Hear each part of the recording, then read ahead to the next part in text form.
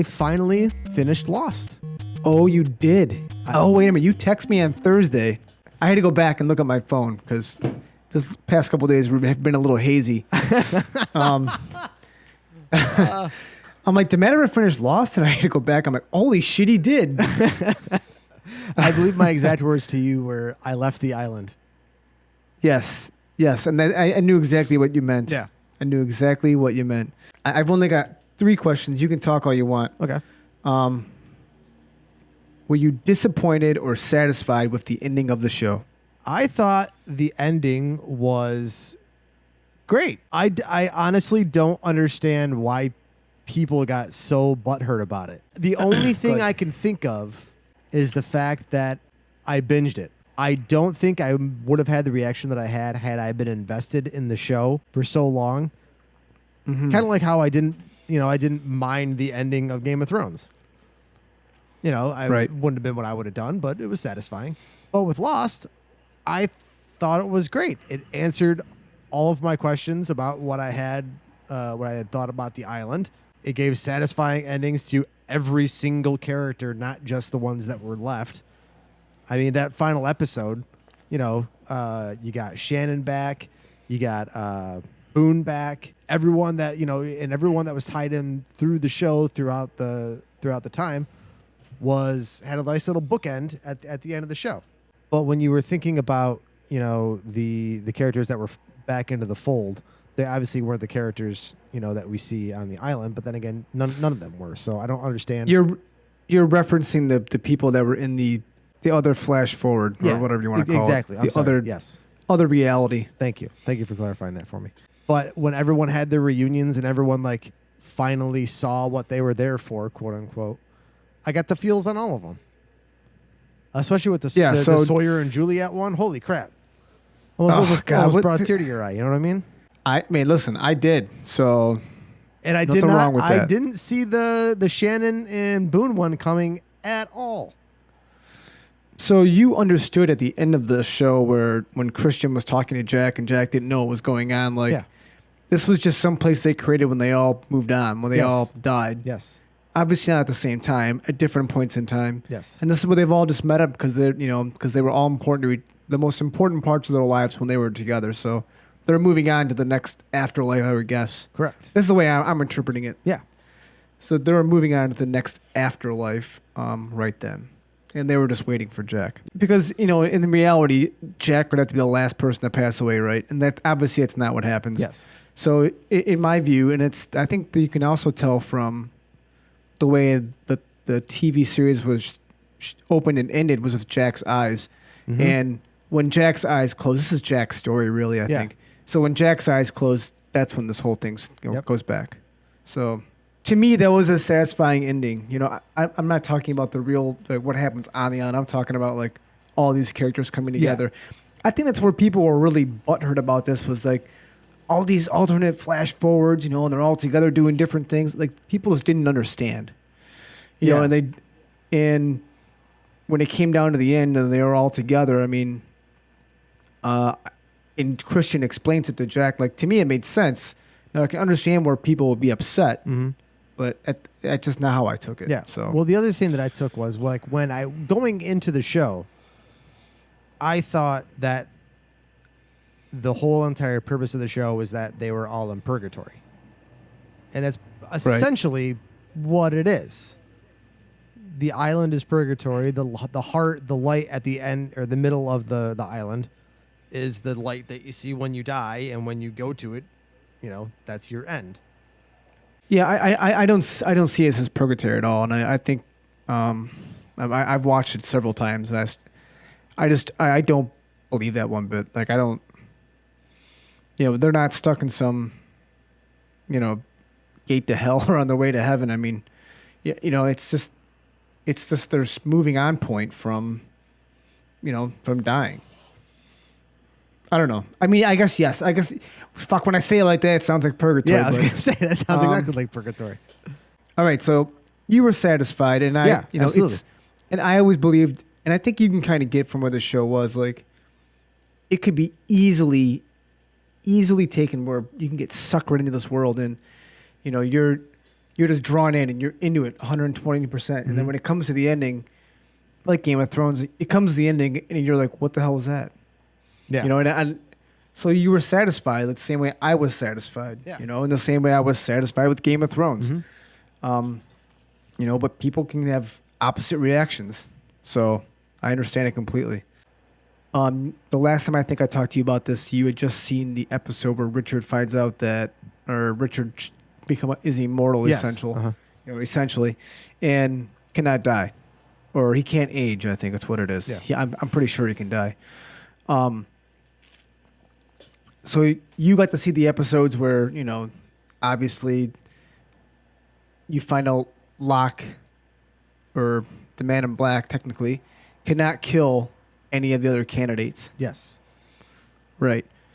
You know, you also find out about Jacob and the Man in Black, their backstory and why they're doing on the island. Yep. You know, so just kind of give me an idea of, you know, how did you feel about those last like 6 or 7 episodes and the finale I feel with on island stuff, not the off island stuff? I really like those episodes, like the one with Richard's backstory and with Jacob and the Man in Black's backstory. Those two in particular. Across the Sea and oh god, what was the other one? Abe Turno? Yes. Is that it? Yeah, Abe Eterno or something like that. Yes. Yes, that's Richard's backstory. Those two episodes I really, really enjoyed. I think everyone would have been better serviced with those two episodes being in season 2 or season 3. I see. I totally disagree. I think one of the things that really, you know, I loved about the show was the fact that you had these characters and you knew these things were going on that you didn't know anything about. Of course, you know, Jacob and the Man in Black, you don't know anything about what's going on between these two guys until episode 1, I think, of season 6. Yeah. Or is it? It's one of the earlier episodes. I don't know if it's episode 1. Or is it the incident? Is it the incident? The end of season 5. Anyways, you see Jacob and the Man in Black, Yeah. they're eating fish. Yeah. So you don't even really know what's going on between those two guys until that episode. Yeah. So Because all you really know is that, you know, the Man in Black says, you know how Right. badly I want to kill you. Yeah, and all you've heard the whole time is, you know, Jacob's in charge and everyone answers to Jacob and Jacob loves you, blah, blah, blah, blah, blah. And I think not knowing that part, like you know it's going to be payoff down the road, so you're still hooked into the show, you know, so you still want to know where this is going. So I was into it. I loved it.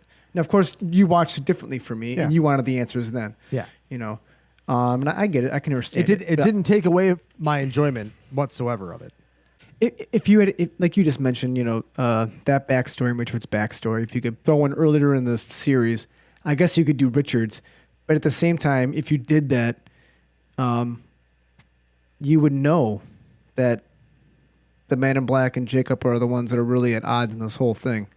You know, you would know that Richard's you know, basically he can't die, or well, I forget exactly what's happening. Yeah. He can't die or doesn't age. I don't remember which one it is.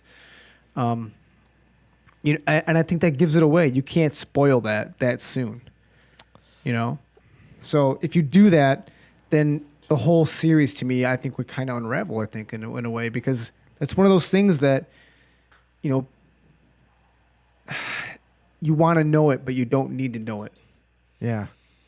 I don't know. No, I'm trying to change your mind. You are changing my mind, and it's I'm trying to pissing change me your off. mind. Ah, you son of a bitch. The other thing I didn't enjoy was Locke's death, just because it seemed very Basic. yeah.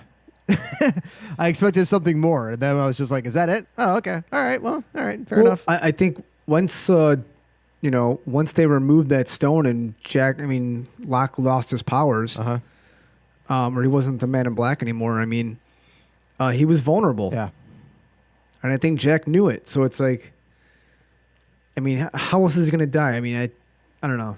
I mean, yes, I get it. yeah, It's just like any of those bad. It's like fucking Cersei in yeah. Game of Thrones. It's Like, exactly it. you deserved a better death or a worse death. Better death. Yeah, Yeah, so I get it, but at the same time, Yeah, I was okay with it at the time. I never really gave it that much thought. Like, but in hindsight, yeah, maybe they could have done something different. The other things that in those later episodes, just because it's fresh in my mind here, there were a few callbacks that I really enjoyed. The first one was, what the hell's her name? Isabella? Who? Jake, the female leader of the red shirts that came on, the good guys. the red shirts. No, you're thinking of Ilana. Ilana, yes. I loved her callback to Ernst and blowing herself up with the dynamite. I did not see that coming at all. She's kind of going a little rough with that dynamite there, and I'm like, they're not going to do it again. Yeah, they totally did it again. I popped for that pretty hard.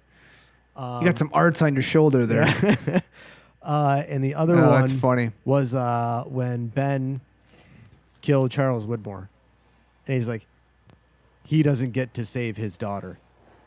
Yeah. I was like, oh, yes. That sucks, but yes. Yeah, because I think I think towards the end of the series, I mean, I think I look at Charles Widmore as more of a sympathetic character. Like you always thought he was like absolutely, he was the evil villain in the whole thing, but he really wasn't. Everybody turned in to be kind of a sympathetic character. They really did. I mean, they really did. From a certain angle, even Locke was or the Man in Black was a sympathetic character, especially after the backstory. I wanted to say this while it's fresh in my mind. Ben, go ahead, is seriously one of the best villains I've seen on television. Oh, undoubtedly. I mean, to me, it's not even a question. I didn't expect it at all. I know, and that's the best thing about this damn show was like in season 2 when they bring him on, it was just a guest spot. But he did such a good job in those 3 or 4 episodes that he was locked in the armory the whole time that they're like, we have to keep him here. So they wrote him a bigger. They expanded his part more. Oh, that's awesome! And to me, that ended up being one of the best parts of the show because the way that God, I can't think of his name now. God damn it! That makes me so happy to hear that they did that. Yeah, I mean, I maybe I misread something somewhere, but I am 99% sure it's how that worked out. That's fantastic. Yeah, what the hell is his name? I can't think of his name. The actor. Michael Emerson. Michael Emerson. God damn it. I'm sorry, Michael Emerson. You're never going to hear this, but I'm sorry for not remembering your name. He forgives you. Don't worry. Thank God. My God. I don't want him on my bad side. I thought that was he was great, and I really enjoyed his character, especially in the last season. Yeah, I really did. I mean, because I think he really, I really felt some remorse for him, and I felt bad for him but yeah, dude. He pulled the Loki. Yes. He pulled the Loki on that 6th season. He's like, yeah, he's good, and then he goes bad, and then you end up being good at the end. You're like, damn it. Yeah, very true, very true. But I think if I had to compare it to Loki is still a bad guy. Is he though? And don't forget, you can subscribe to the podcast in iTunes and Spotify. Just search The Weekly Bros in your search bar. Hit the subscribe button. Leave us a 5-star review. If you don't think we're up to the 5 stars, please leave us some feedback. Let us know what we can do to improve the show. We are always trying to improve it in any way, shape, or form that we can. Again, thank you for checking out the show. This has been Matthew from Miscellaneous Debris. You've been listening to The Weekly Bros, and we will see you next week.